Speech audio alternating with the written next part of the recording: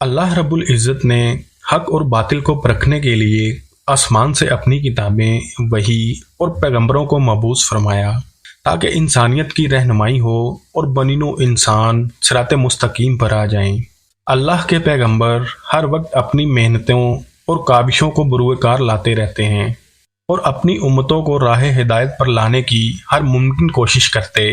اس کے باوجود اگر امت حق قبول نہ کرتی تو ان پر حجت کو تمام کر دیا جاتا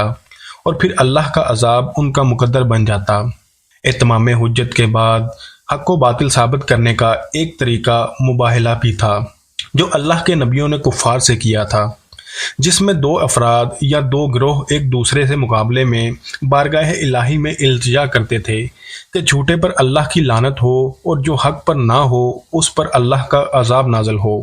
اور وہ ہلاک ہو جائے۔ چونکہ پیغمبروں کی دعا کبھی رد نہیں ہوتی، لہٰذا مباہلے میں کھڑے دوسرے فریق پر عذاب نازل ہو جاتا۔ اس طرح لوگوں پر واضح ہو جاتا کہ کون حق پر ہے اور کون باطل راہ پر۔ اس ویڈیو میں ہم اس عظیم مباہلے کا واقعہ پیش کریں گے جو آخری نبی حضرت محمد صلی اللہ علیہ وآلہ وسلم نے نجران کے حصائیوں کے ساتھ کیا تھا۔ نجران مکہ مکرمہ کے جنوبی علاقے میں ملک یمن سے 7 منزلہ کے فاصلے پر ایک بڑا شہر تھا۔ یہ شہر عرب میں عیسائی مذہب کا مرکز تھا جو 73 گاؤں پر مشتمل تھا۔ جب عرب میں حضرت محمد صلی اللہ علیہ وآلہ وسلم کی بعثت ہوئی اور آپ نے اسلام کی دعوت دینے کا آغاز کیا تو آپ نے عرب و عجم کے بادشاہوں اور مذہبی رہنماؤں کو خط بھیج کر اسلام کی دعوت دی۔ لہٰذا آپ کے حکم سے ایک خط نجران کے عیسائی رہنما پوپ کو بھی لکھا گیا جو آپ کے سفیر نے پوپ کے پاس نجران پہنچایا۔ خط کچھ یوں تھا: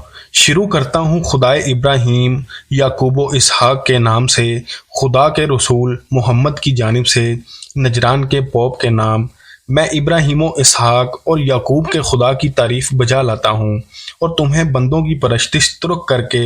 خدا کی عبادت کرنے کی دعوت دیتا ہوں۔ اگر تمہیں ہماری دعوت منظور نہیں ہے تو یہ جزیہ ادا کرو ورنہ تمہارا انجام برا ہوگا۔ پوپ نے خط پڑھنے کے بعد تمام مذہبی شخصیات کو مشورے کے لیے بلایا۔ ان لوگوں میں شرجیل علم و عقل میں نہایت ہی بہتر شخص تھا۔ اس نے مشورہ دیا: ہم نے اکثر اپنے بزرگوں سے سنا ہے کہ ایک دن منصب نبوت اسحاق کی نسل سے نکل کر اسماعیل کی اولاد میں منتقل ہو جائے گی۔ ممکن ہو کہ محمد اسماعیل کی ہی اولاد میں سے ہوں اور وہ یہی پیغمبر ہوں جن کی بشارت ہمیں دی گئی ہے۔ شرجیل کے مشورے پر نجران کے حاکم ابو حارثہ بن علقمہ کی سرپرستی میں 60 افراد پر مشتمل ایک گروہ مدینہ روانہ ہوا، جن میں انجیل کے بڑے بڑے علماء اور پوپ بھی تھے۔ وہ عصر کے بعد مدینہ پہنچے اور مسجد نبوی میں داخل ہوئے۔ عیسائیوں کے اس گروہ کا خیر مقدم کیا گیا اور حضور نبی کریم صلی اللہ علیہ وآلہ وسلم تشریف لائے اور انہوں نے اسلام کی دعوت دی، لیکن انہوں نے حضرت عیسیٰ علیہ السلام کے متعلق باتیں کرنے کو کہا۔ لہٰذا آپ نے انہیں حضرت عیسیٰ علیہ السلام کے متعلق آیات سنائیں جس میں انہیں اللہ کا سچا پیغمبر اور بندہ قرار دیا گیا، لیکن نجران کے پادریوں نے ان آیات کا انکار کر دیا اور اپنے کفریہ عقیدے تثلیث کو بیان کیا، جس کے مطابق حضرت عیسیٰ علیہ السلام، بی بی مریم اور اللہ رب العزت کو ایک روح اور معبود مانتے تھے۔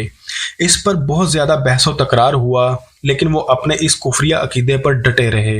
نبی کریم صلی اللہ علیہ وآلہ وسلم نے محکم دلائل دیے مگر انہوں نے انکار کر دیا، یہاں تک کہ سورہ آل عمران کی ایک آیت نازل ہوئی: اے پیغمبر، علم کے آ جانے کے بعد جو لوگ تم سے حجتی کریں ان سے کہہ دو کہ آؤ ہم لوگ اپنے اپنے فرزند، اپنی اپنی عورتیں اور اپنے اپنے نفسوں کو بلائیں اور پھر خدا کی بارگاہ میں دعا کریں کہ جھوٹوں پر اللہ کی لعنت ہو۔ ان آیات کو آیت مباہلہ بھی کہا جاتا ہے۔ حضور نبی کریم صلی اللہ علیہ وآلہ وسلم نے ان نصرانی علماء سے مباہلے کے لیے کہا تو انہوں نے ایک دن کی مہلت مانگی۔ دوسرے روز صبح کو رسول اللہ صلی اللہ علیہ وآلہ وسلم حضرت علی کے گھر تشریف لائے اور اپنے پاک نواسے حضرت امام حسن کا ہاتھ پکڑا اور حضرت امام حسین کو گود میں اٹھایا اور حضرت علی علیہ السلام اور اپنی لخت جگر جنتی عورتوں کی سردار بی بی فاطمہ سلام اللہ علیہ کو ساتھ لے کر مباہلہ کے لیے روانہ ہوئے۔ جب آپ اپنے اہل و عیال کے ساتھ مدینہ کے کھلے میدان میں تشریف لائے، جب نصارہ نے آپ صلی اللہ علیہ وآلہ وسلم اور آپ کے اہل بیت کو دیکھا تو ان کے سربراہ ابو حارثہ سے پوچھا گیا کہ یہ لوگ کون ہیں جو محمد کے ساتھ آئے ہیں؟ جواب ملا، وہ جوان جو آگے آگے آ رہا ہے ان کے چچا زاد بھائی، ان کی بیٹی کے شریک حیات اور مخلوق میں ان کے نزدیک سب سے زیادہ محبوب ہے۔ وہ دو بچے ان کے فرزند ہیں جو ان کی بیٹی سے ہیں، اور وہ خاتون ان کی بیٹی فاطمہ ہے جو خلق خدا میں اور ان کے لیے سب سے زیادہ عزیز ہے۔ نبی کریم صلی اللہ علیہ وآلہ وسلم مباہلے کے لیے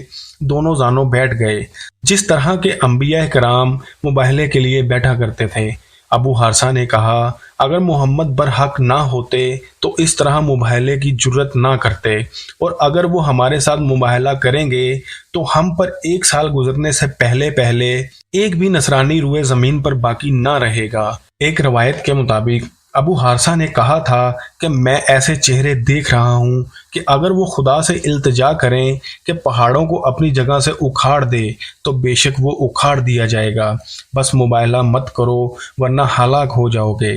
یہاں تک کہ ایک حصائی بھی روئے زمین پر باقی نہ رہے گا۔ اس کے بعد ابو حارثہ نبی کریم صلی اللہ علیہ وآلہ وسلم کی خدمت میں حاضر ہوا اور کہا، اے محمد، ہمارے ساتھ مباہلے سے چشم پوشی کریں اور ہمارے ساتھ مصلحت کریں۔ ہم ہر وہ چیز ادا کرنے کے لیے تیار ہیں جو ہم ادا کر سکتے ہیں۔ لہٰذا نبی کریم صلی اللہ علیہ وآلہ وسلم نے ان کے ساتھ مصلحت کرتے ہوئے ان سے جزیہ دینے کو کہا،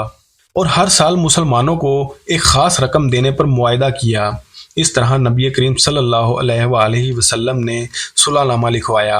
اور حصائی نجران پلٹ کر چلے گئے۔ ان کے جانے کے بعد حضور نبی کریم صلی اللہ علیہ وآلہ وسلم نے فرمایا، اس خدا کی قسم جس کے قبضہ قدرت میں میری جان ہے کہ ہلاکت اور تباہی نجران والوں کے قریب پہنچ چکی تھی، اگر وہ میرے ساتھ مباہلہ کرتے تو بے شک سب بندر اور خنزیر میں بدل کر غرق ہو جاتے،